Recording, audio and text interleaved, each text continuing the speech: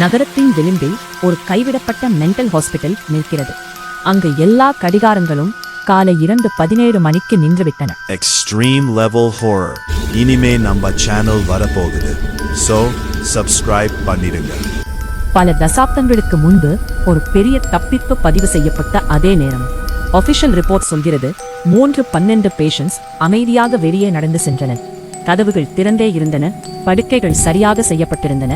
ஆனால் இன்வெஸ்டிகேட்டர்ஸ் பின்னர் ஒரு சாத்தியமற்ற விஷயத்தை கவனித்தனர். வெளியே செல்லும் காலடி தடயங்கள் இல்லை, போராட்டத்தின் அறிகுறிகள் இல்லை, கட்டிடத்தை நோக்கி இழுக்கும் நீண்ட கீறல் தடயங்கள் மட்டுமே. உள்ளே கடிகாரங்களுக்கு அருகில் காற்று கனமாக உணர்வடுகிறது, நேரமே அழுகிவிட்டது போல. ஃபார்மர் ஸ்டாஃப் டெஸ்டிமோனிஸ் அந்த இரவில் ஒரு பெண் காரிடோர்ஸ்ல நடப்பதை விவரிக்கின்றன.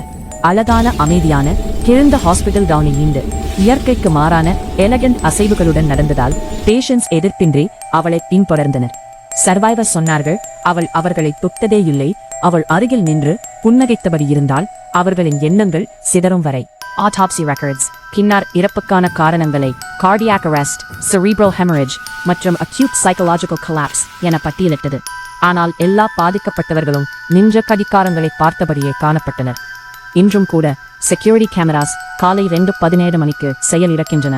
மேலும் உள்ளூர் மக்கள் சொல்கிறார்கள், நீங்கள் உள்ளே போதுமான நேரம் இருந்தால் அவள் உங்களுக்கு பின்னால் இருப்பதை உணர்வீர்கள். காத்திருக்கிறாள், உங்கள் நேரமும் நிற்க முடிவு செய்யும் வரை.